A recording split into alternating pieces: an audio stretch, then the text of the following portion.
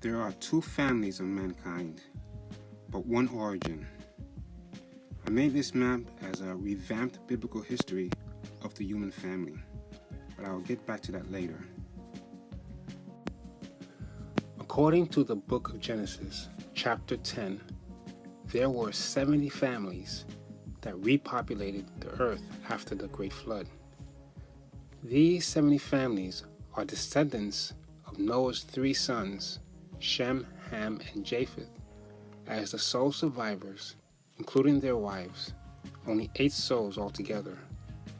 The problem with this list is that it does not account for the origin of East Asian Mongoloid people. Any one of the grandchildren of Noah that make up these 70 families is not capable of generating 1/3 of the world's population, exceeding the populations of both Europe and the Near East. Also, the language groups of Negroid and Mongoloid people do not originate from the languages associated with Noah's 3 sons. And yet, both the Mongoloid and the Negroid are spread across the whole earth from southern Africa to East Asia and across the Pacific to the Americas, in a greater distribution than the children of Shem and Japheth combined. 2,000 years is not enough time for one or even 2 families from Noah to generate more than 1/3 of the world's population, to migrate so far and produce such old cultures. Mongoloids and Negroids had a head start. They originate from the children of Cain. That is why his genealogy is listed in the book of Genesis. They did not completely perish in the Great Flood, as most people who believe the Bible assume. The Chinese do have their own story of the Great Flood, but unlike most creation and flood myths from various cultures, their story is from an accepted historical text. The difference here is that they survived the flood. To quote what I have underlined, it says, "For sometime during Yao's reign, the Great Flood occurred. Whether this is the same legendary flood that swept over the earth as attested by the Bible or other records, we need not discuss here.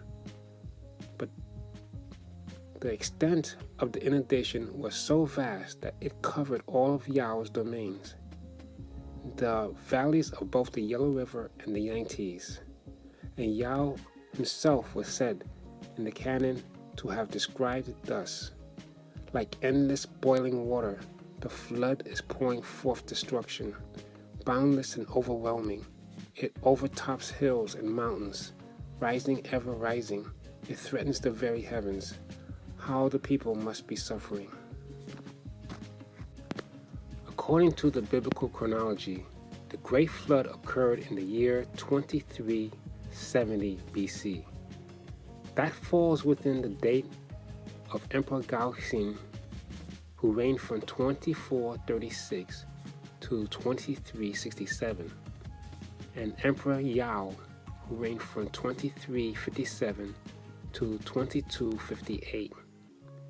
It is obviously the same Great Flood event. So then, if they survived the flood, then who else survived? I propose it is the Negro. In particular, the proto-Ntu language family, including the Dravidian. That is how they were able to spread farther around the world from the vantage point of migrating from East Asia, ahead of time before Noah's children migrated across the earth and established old settled cultures. The excerpts are from the book The Chinese Heritage, a new and provocative view of the origins of Chinese society.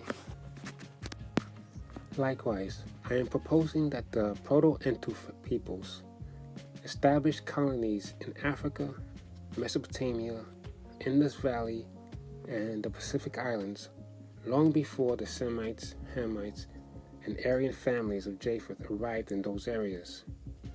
If Noah can produce 3 sons of different ethnic types, then likewise Cain can produce children of different ethnic types. The pre-dynastic Egyptians spoke in a agglutinative proto-Ntu language. The Sumerians spoke in a agglutinative proto-Ntu language. The Dravidians spoke in a agglutinative proto-Ntu language. Most East Asian and Melanesians speak in a agglutinative proto-Ntu language. 2 families, Noah and Cain, one origin from Adam. This is my answer to correcting the thesis of the book The Pre-Adamites, a demonstration of the existence of men before Adam, together with a study of their condition, antiquity, racial affinities, and progressive dispersions over the earth, by Alexander Winchell. Going back to the map in the beginning of this video, the entire surface of Earth's crust was several kilometers above sea level before the Great Flood. And the Garden of Eden was located in the Mediterranean Valley. It was not a sea, a lake, or anything like that. It was a valley. Water streamed from the Nile into the valley and parted 4 ways. From there, Cain and his clan, a number of families, went with him to the land of Nod, fugitive. The mountains of the Himalayas were significantly lower, and there was, of course, no Gobi Desert, because at that time, the earth was still in a pristine condition. From there, distribution of the ethnic types from Cain, Dravidian, Melanesian, Mongoloid, Indonesian, American Indian, Polynesian, from East Asia. Africa was repopulated after the Great Flood by proto-Ntu from the east to south and then west, unlike the current theory of so-called Bantu migration from west to east, or should I say west to south to east. Actually, not even east, but anyway. Okay, the Great Pyramids of Giza, built in the time of Enoch as a shrine to Adam and Eve in the Garden of Eden. I could mention that I'll explain that further in another video. Noah and his family originate from Mount Ararat and were distributed in the usual places. So, as you can see, the families of Cain had a much greater head start than the children of Noah in repopulating the earth. On this basis, I propose that the sign God put on Cain was circumcision, as a covenant for his protection that extends to his progeny. This covenant was extended to Abraham and his progeny, along with another covenant of salvation to bless all the nations of the earth.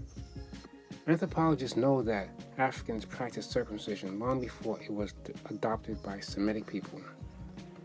As the nation of Israel took refuge in Africa from the time of 607 BCE to 70 CE, they are still covered by the covenant with Cain.